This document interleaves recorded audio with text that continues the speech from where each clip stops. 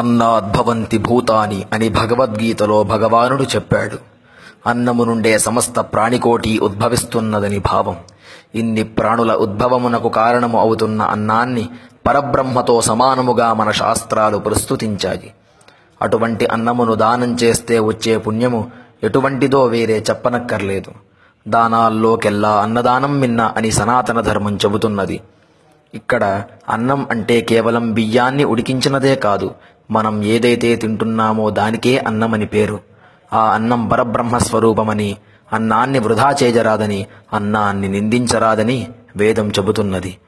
ఒక్కరోజు పెట్టిన ఫలహారమే రెండవ రోజు మళ్లీ చేస్తే రోజూ ఇదేనా అని చిరాకు పడే పిల్లల్ని మనం చూస్తూనే ఉన్నాం. కానీ ఆ ఫలహారమే వారానికి ఒకసారి తిన్నా చాలనుకునే కుటుంబాలు లక్షల్లో ఉన్నాయి. అన్నం విలువ తెలియని వారు భవనాల్లోనూ, అన్నం గురించి ప్రాధేయపడేవారు మురికివాడల్లోనూ కనిపిస్తారు. రుచి బాగా లేదని అన్నాన్ని పారవేసేవారు యావత్ ప్రపంచంలో 90 కోట్ల మంది ఒక్క పూట తిండితోనే సరిపెడుతున్నారని గుర్తుంచుకోండి. అటువంటి అన్నం యొక్క పవిత్రతను చాటి చెప్పేవే ఈ మంత్రాలు.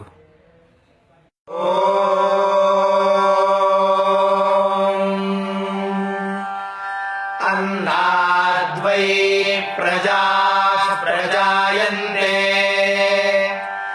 యాః కాశ్చ పృథివీగశ్రితాః అథో అన్నేనైవ జీవంతి అథైనదపి యంత్యంతతః అన్నగుం హి భూతానాం జ్యేష్ఠం తస్మాత్ సర్వౌషధముచ్యతే సర్వం వైతేన్నమాప్నువంతి యేన్నం బ్రహ్మోపాసతే అన్నగుం హి భూతానాం జ్యేష్ఠం తస్మాత్ సర్వౌషధముచ్యతే అన్నాత్ భూతాని జాయంతే జాతాన్యన్నేన వర్ధన్తే అద్యతేతి చ భూతాని తస్మాదన్నం తదుచ్యత ఇతి అన్నం న నింద్యాత్ తద్వ్రతం ప్రాణో వా అన్నం శరీరమన్నాదం ప్రాణే శరీరం ప్రతిష్ఠితం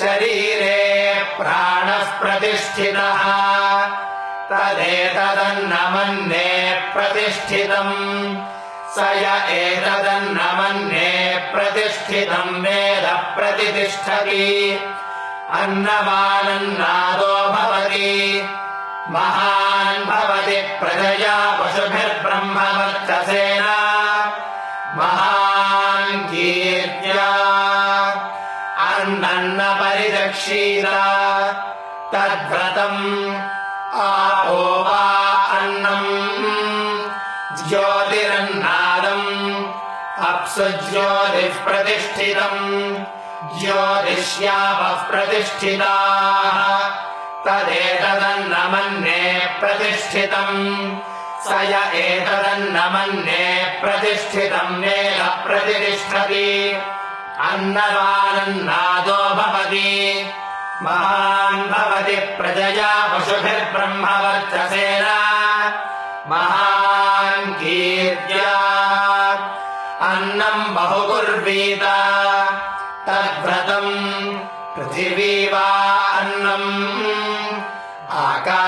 ఆకాశోన్నాదః పృథివ్యామాకాశః ప్రతిష్ఠితః ఆకాశే పృథివీ ప్రతిష్ఠితా తదేతదన్నమన్నే ప్రతిష్ఠితం స య ఏతదన్నమన్నే ప్రతిష్ఠితం వేద ప్రతితిష్ఠతి అన్నవానన్నాదో భవతి మహాన్ భవతి ప్రజయా పశుభిర్బ్రహ్మవర్చసేన మహాన్ కీర్త్యా న కంచన వసతో ప్రత్యాజక్షీర తద్వ్రతం తస్మాద్యయా గయా చ విధయా భక్వన్నం ప్రాప్నుయాత్ అరాధ్యస్మా అన్నవిత్యాజక్షతే एतद्वै मुखतोऽन्नगुं राद्धम् मुखतोऽस्मान्नगुं राध्यते